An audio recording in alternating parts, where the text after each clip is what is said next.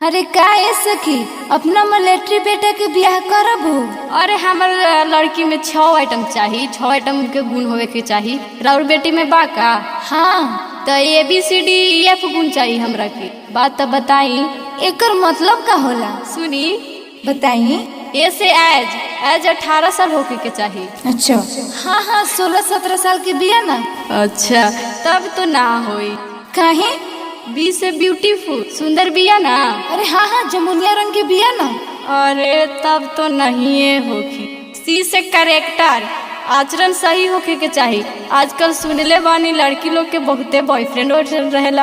अरे ऐसा कोनो बात नहीं कि हमनी सब देहात के बानी, सब करेक्टर बढ़िया बा। अच्छा तो सुनिए आगे।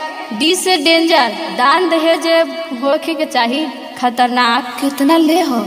50 लाख तिलक, CBZ गाड़ी, एगो सोना के सिकरी देहब तो बोली। फिर ई से एजुकेशन 10वां पास होके के चाहिए लड़की। ना ना 7-8 पढ़ल बिया।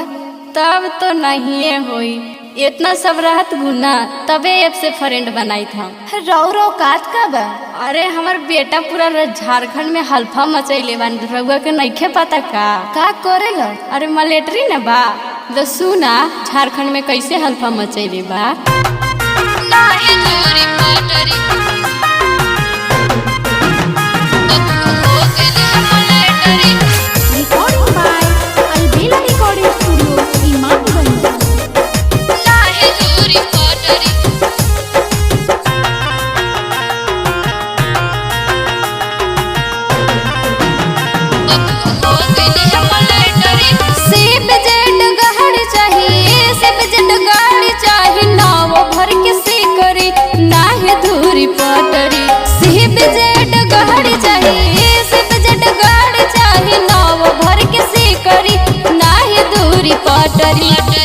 बबुआ हो गइले है मिलिट्री नाही दूरी पटरी।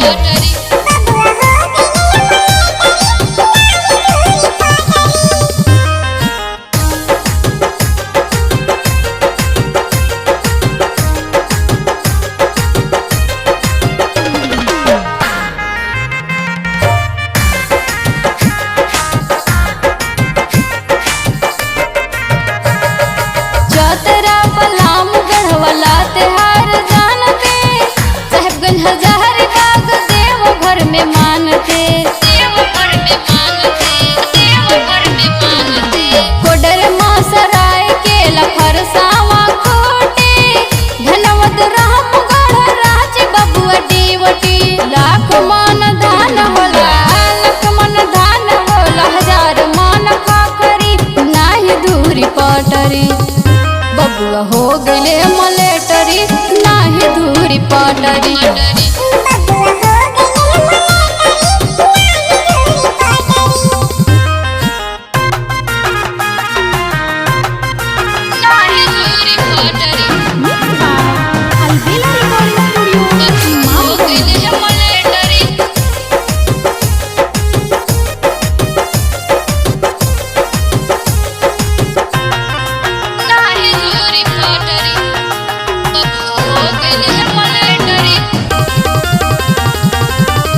सिहिबु पश्चिमी सिहिबु जाम ताड़ गोडा गिरडी बोकहरो में महल बसयाडा।